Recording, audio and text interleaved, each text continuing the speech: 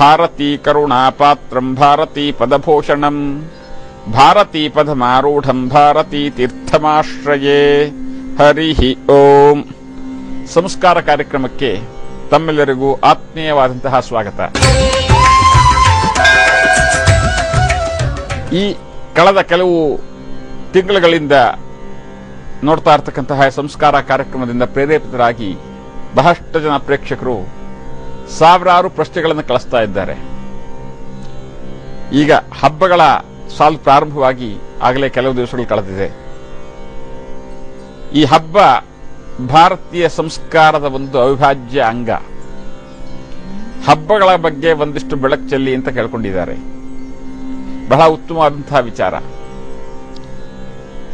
ಭಾರತೀಯರಲ್ಲಿ ಹಬ್ಬಕ್ಕೆ ಅದರದ್ದೇ ಆದಂತಹ ವಿಶಿಷ್ಟವಾದ ಸ್ಥಾನವಿದೆ. ನಾನಾ ಧರ್ಮೀಯರು, ನಾನಾ ಪಂಗಡದವರು ಆಚರಣೆ ಮಾಡತಕ್ಕಂತಹ ಹಲವಾರು ಹಬ್ಬಗಳು, ಸಾಮೂಹಿಕವಾಗಿ ಆಚರಣೆ ಮಾಡತಕ್ಕಂತಹ ಹಬ್ಬಗಳು, ವ್ರತಗಳು,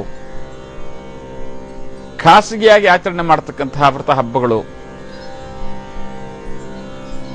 ಇನ್ನೂ ಹತ್ತಾರು ವಿಧ ವಿಧವಾದಂತಹ ವಿಶೇಷತೆಗಳನ್ನು ಕೂಡಿರತಕ್ಕಂತಹ ವಿವಿಧತೆಯಲ್ಲಿ ಏಕತೆಯನ್ನ ಕಾಣಬಹುದಾದಂತಹ ದೊಡ್ಡ ಸಂಸ್ಕೃತಿ, ಸಂಸ್ಕಾರ ಭಾರತೀಯರದ್ದು.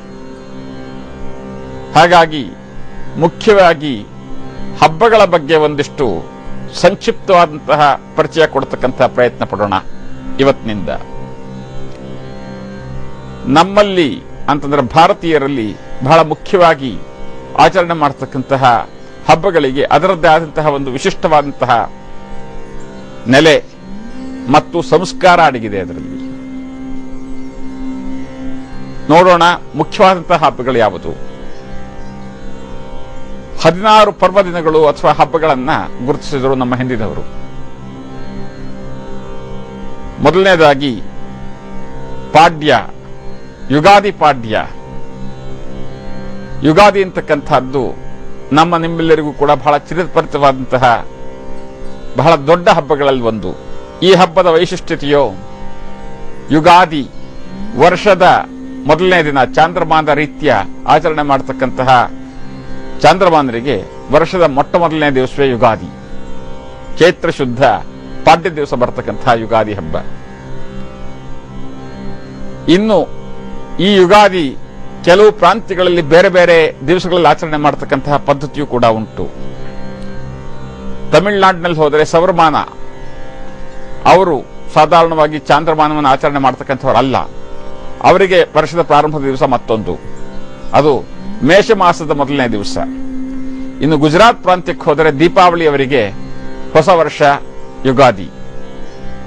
ಇನ್ನು ಪಂಜಾಬ್ ಪ್ರಾಂತ್ಯಕ್ಕೆ ಹೋದರೆ ಬೈಶಾಖಿ ಅಂತ ಹೇಳಿ ವೈಶಾಖ ಮಾಸದ ದಿವಸ ಅವರಿಗೆ ಹೊಸ ವರ್ಷ.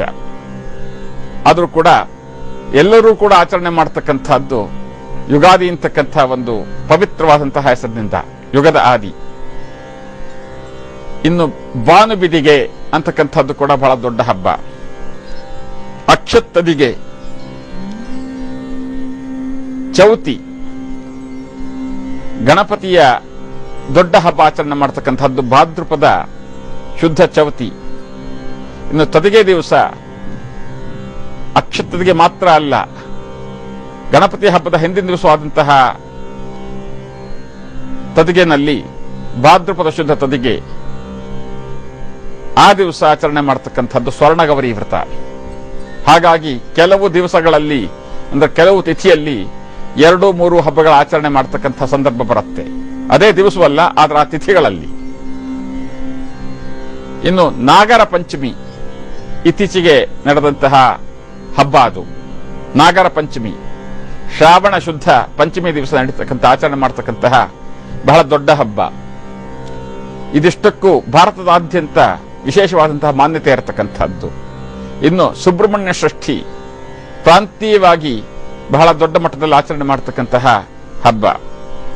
ರಥಸಪ್ತಮಿ ಬಹಳಷ್ಟು ಜನಗಳಿಗೆ, ಅದರಲ್ಲೂ ಇವತ್ತಿನ ಒಂದು ನಗರವಾಸಿಗಳಿಗೆ ಈ ಹಬ್ಬಗಳ ಕಲ್ಪನೆ, ಅದರಲ್ಲಿ ಹಿಂದೆ ಇರತಕ್ಕಂತಹ ಒಂದು ಸಂಸ್ಕಾರದ ಅರಿವು ಹೆಚ್ಚಾಗಿರಲಾರದು. ಈ ರಥಸಪ್ತಮಿಯ ನಂತರದಲ್ಲಿ ಬರ್ತಕ್ಕಂಥದ್ದು ಪ್ರಾಯಶಃ ಪ್ರಪಂಚದ ನಾನಾ ಭಾಗಗಳಲ್ಲಿ ಬಹಳ ವಿಜೃಂಭಣೆಯಿಂದ ಆಚರಣೆ ಮಾಡತಕ್ಕಂತಹ, ಭಾರತದಾದ್ಯಂತ ಬಹಳ ಭಕ್ತಿ ಶ್ರದ್ಧಾಪೂರ್ವಕವಾಗಿ ಆಚರಣೆ ಮಾಡತಕ್ಕಂತಹ ಗೋಕುಲಾಷ್ಟಮಿ. ಈ ಗೋಕುಲಾಷ್ಟಮಿಯ ವಿಶೇಷತೆಯೋ ಇದರಲ್ಲಿ ಬಹಳ ಮುಖ್ಯವಾಗಿ ಗಮನಿಸಬೇಕಾದಂತಹದ್ದು, ಒಂದಿಷ್ಟು ಸಂಪ್ರದಾಯರು ಶ್ರಾವಣ ಮಾಸದ ಕೃಷ್ಣ ಪಕ್ಷದ ಅಷ್ಟಮಿಯ ದಿವಸದ ಆಚರಣೆ, ಇನ್ನು ಕೆಲವರು ಶ್ರಾವಣ ಪಕ್ಷದ ಕೃಷ್ಣ ಪಕ್ಷದಲ್ಲೂ ಕೂಡ, ಶ್ರಾವಣ ಮಾಸದ ಕೃಷ್ಣ ಪಕ್ಷದಲ್ಲೂ ಕೂಡ ರೋಹಿಣಿ ನಕ್ಷತ್ರಯುಕ್ತವಾಗಿರತಕ್ಕಂತಹ ರಾತ್ರಿ ಆಗಿರಬೇಕು.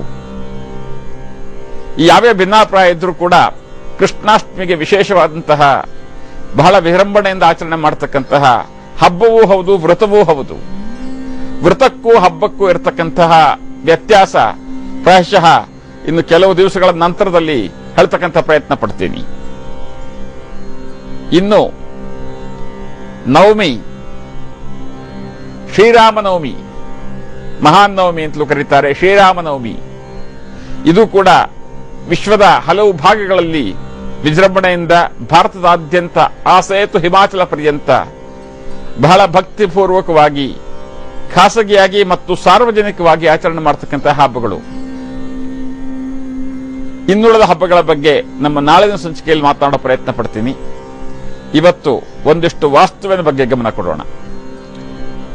ನಮ್ಮ ಕಳೆದ ಸಂಚಿಕೆಯಲ್ಲಿ ವಾಸ್ತುವಿನ ಬಗ್ಗೆ ಹೇಳ್ತಾ ಇದ್ದಾಗ ಬಾಗಿಲಿಗಿರ್ತಕ್ಕಂತಹ, ಉಪಯೋಗಿಸತಕ್ಕಂತಹ ಮರ ಮತ್ತು ಅದರ ಒಂದು ಮಹತ್ವ ಮತ್ತು ಅದರ ಒಂದು ಸಂಸ್ಕಾರವನ್ನು ಹೇಳ್ಕೊಂಡು ಬಂದ್ವಿ.